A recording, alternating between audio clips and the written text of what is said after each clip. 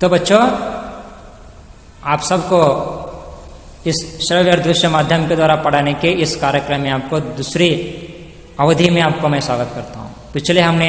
पिछले अवधियों में हमने शिक्षा कविता के अर्थ, शिक्षा कविता का उद्देश्य तथा कवि परिचय के बारे में जानकारी हासिल की थी। तो बच्चों, दूसरे अवधि में हम शब्दार्थ के और आपको मैं ले चलूँगा। तो आप अपने मोबाइल के पर्दे पर शब्दार्थ को देख रहे हैं। तो पहले शब्दार्थ का अर्थ है दुनिया। दुनिया यानी विश्व या जगत या संसार। लघु छोटा सा हल्का सा कण। चंग यानी पतंग। आप सभी पतंग उड़ाए होंगे, उसका भी उदाहरण इस कविता में प्रस्तुत है। उर यानी सीना या छाती, आपको मालूम है। वारिदर बादल छाना। बादल, वारिदर यानी बादल। गिरि पर्वतगळ। छेद छिद्र या सुराख। रंध्र करीतरला रंध्र। चक्कर खाना यानी इधर उधर घूमना। ये जो है कविता में आने वाले चंद शब्दार्थ के बारे में मैंने चर्चा की। तो बच्चों, हमने शब्दार्थ को देख लिया। एक बार क्या करेंगे, कविता को पढ़ेंगे। तो बच्चों, आपके मोबाइल पर आ रहा है कि दिखाई दे रहा है कि शिशु ने दुनिया में आकर रो रो कर हंसना सीखा। दुनिया में आकर रो रो कर हंसना सीखा। लघु होकर बढ़ना सीखा। गिर गिर कर चलना सीखा। ठीक है, शिशु ने दुनिया में आकर रो रो कर हंसना सीखा। लघु होकर बढ़ना सीखा। गिर गिर कर चलना सीखा। एक कविता जैसे कि तैसे मैं पढ़ रहा हूं। दूसरा पैराग्राफ, कितने ही चक्कर खाकर चंगों ने चढ़ना सीखा।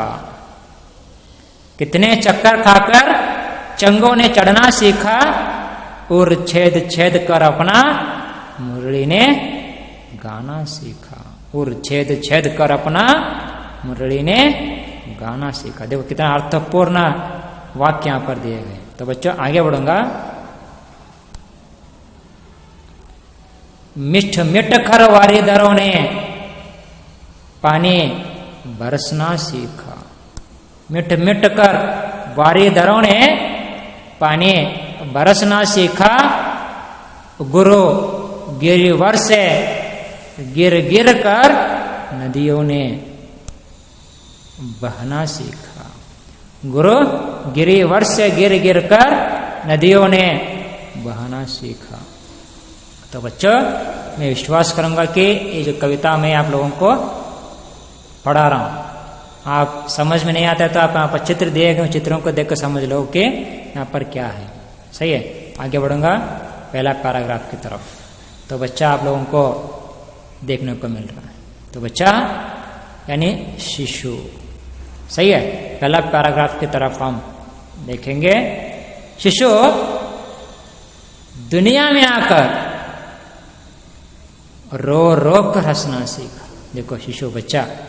पहला आपके मोबाइल के पर्दे पर जो दिख रहा है, बच्चा जो है जन्म लेते ही रो रहा है। बाद में वही जो बच्चा कुछ दिनों के बाद हंसता है।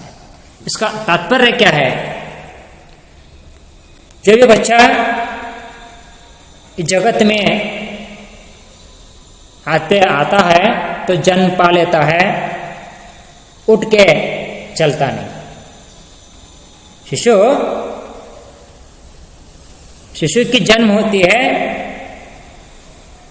तो बच्चा तुरंत ही क्या करता है? और रोता है। सही है, दुनिया में बच्चा आकर जन्म पाते ही रोना सीख लेता है। उस बच्चे को कोई भी नहीं सिखाते कि इस तरह से रोना है, नहीं, स्वाभाविक क्रिया। तो बच्चा क्या करता है? जन्म पाते ही रोता है, वही जो बच्चा जन्म होने के कुछ दिनों के बाद समय घटता जाता है, समय बीतता चला जाता है, तो बच्चा किस तरह से रोना सीख लेता है, उसी तरह से हंसना भी सीख लेता है। बताने का तात्पर्य है कि ये सारे दृश्य से हमको समझ लेना है कि जिंदगी में कष्ट भी आते हैं, दुख भी आते हैं, समय के अनुसार सब कुछ बदलता रहता है। समय के मुखे हमको चलना है। जिस तरह से जो बच्चा रो रहा था, वही बच्चा कुछ क्षणों में, कुछ पलों के बाद, कुछ समय के बाद बच्चा क्या करता है, रोने के बाद हंसता है। वही कुछ हमारे जीवन में भी कुछ ऐसे घटनाएं घटते हैं जो बुरे घटनाओं के बाद अच्छे घटनाओं भी घट सकते हैं, लेकिन हमें क्या करना है, इंतजार करना है। तो एक सीख इससे मिलती है कि शिशु दुनिया में आकर रो रो कर हंसना सीखा, वही शिशु लघु होकर बढ़ना सीखा। समय के मुखे समय गुजरता जाता है, समय बीतता जाता है, तो बच्चा क्या करता है, बढ़ना सीखता है। तो चित्र आप देख रहे हैं कि जो बच्चा रोता है, कुछ दिनों के बाद वही बच्चा हंसना सीखता है। तो बच्चा समय के मुताबिक, समय बीत जाने के बाद बच्चा बढ़ना भी सीख लेता है। अगर बच्चा रो न पाता, अपने घर में रहने वाले माता पिताओं को बच्चा क्यों रो रहा है मालूम ही नहीं पड़ता। अगर बच्चे को भूख लगा हो, अपना इच्छा को प्रकट करना है, सही है, अपना उद्देश्य को बताना है, तो बच्चा क्या करता है, रोता है। तो समझ लेना है कि बच्चा रो रो कर हंसना सीखता है, वही बच्चा भगवान का दिया हुआ इस जिंदगी को जीने के लिए लघु होकर बढ़ना सीखता है। देखो प्रयत्न, देखो बच्चे का निरंतर परिश्रम, निरंतर प्रयत्न, सही है, लघु होकर। पहले जन्म होते भागता नहीं है, खड़े होने की कोशिश करता है, खड़े होने के लिए कोशिश करता है, दीवार पकड़ता है, दीवार पकड़ के चलता है, बाद में गिरता है, सही है, गिरने के बाद चोट लगती है, चोट खा लेता है, लेकिन डरता नहीं है, आगे बढ़ता जाता है, सही है। जब तक उसे अपने पर विश्वास नहीं होगा, तब तक चलने का जो क्रिया कोई रुकता नहीं है। जब तक उसे विश्वास नहीं होता हो, दीवार पकड़ कर चलता है। जब उसे विश्वास होता है कि मैं भी दीवार के बिना, दीवार पकड़े बिना मैं भी चल सकता हूं करके विश्वास आ गया समझो, तो बच्चा क्या करता है, जो भी बच्चा होता है कि वे चलता है। तो हमें इन वाक्यों से क्या सीख मिलती है, एक बच्चा होने के नाते बच्चा किस तरह से समय के मुताबिक, समय के मुखे बदलते हुए समय को अपनाता हुआ, न डरते हुए, गिर कर भी छोड़ खाते हुए बढ़ना सीखता है। गिर कर भी, छोड़ खा कर भी अपना प्रयत्न, अपना कोशिश कभी भी नहीं छोड़ता है। इसलिए क्या है, जिंदगी में अगर आप अपने मंजिल तक पहुंचना चाहते हैं, तो जिंदगी में आने वाले कौन सा भी कष्ट क्यों ना हो, दुख क्यों ना हो, समस्या क्यों ना हो, परिस्थितियां कैसे भी क्यों ना हो, आप उनका सामना करते हुए अपने मंजिल तक बिना डरे आगे बढ़ने की कोशिश आपको भी करना है।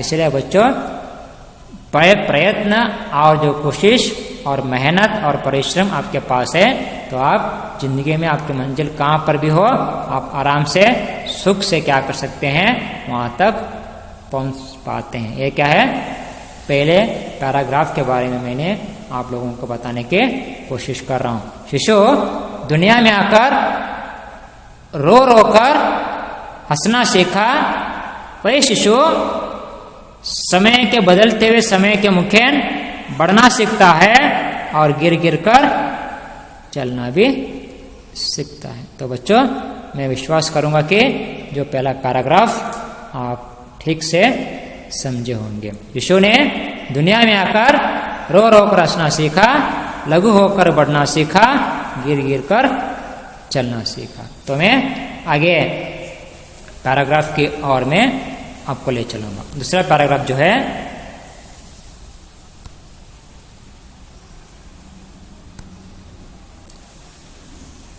कितने चक्कर खाकर चंगों ने चढ़ना सीखा। तो बच्चों, आपको मालूम है, आप सभी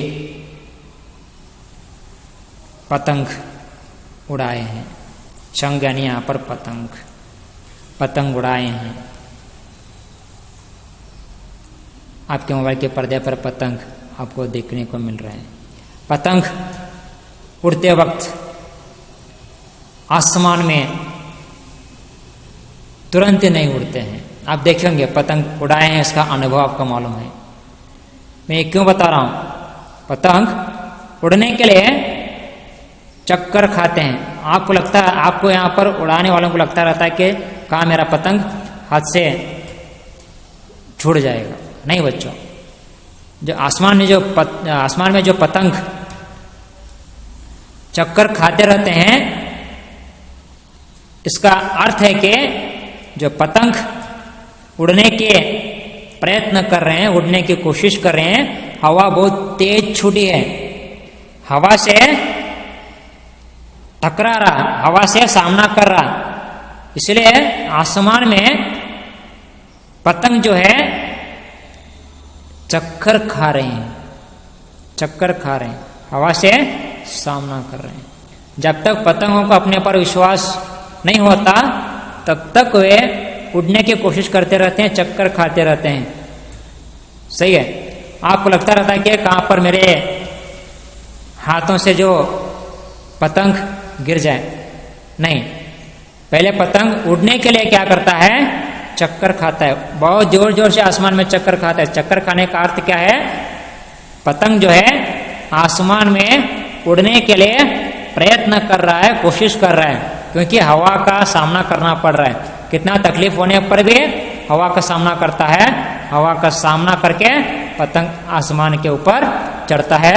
एक बार पतंग आसमान के ऊपर चढ़ गए, समझो आप कितना धागा छोड़ेंगे, उतना ऊंचाई तक पतंग आराम से क्या करेगा? चढ़ेगा, उड़ेगा। इसका तात्पर्य क्या है? पतंग आसमान में उड़ने के लिए हवा के साथ अनेक मुसीबतों का सामना करता है। सही है। सामना करते मेरे हाथ से नहीं होता करके पतंग नीचे नहीं गिरता, चक्कर खाता है। एक बार उसे विश्वास हो गया तो आगे बढ़ता है। यानी इसका तात्पर्य क्या है? प्रयत्न या कोशिश। अब दूसरे चित्र में देख रहे हैं कि जो पतंग उड़ने के लिए कोशिश कर रहे थे, दूसरे चित्र में क्या है? पतंग उड़ रहे हैं, आराम से उड़ रहे हैं। कब? कोशिश, मेहनत, परिश्रम। इससे क्या है? आपको क्या मालूम पड़ती है? जीवन में कष्ट क्यों ना आए, दुख क्यों ना आए, हमें सामना करना है, कोशिश करनी है, समस्याओं के साथ आगे बढ़ना है। तभी क्या है?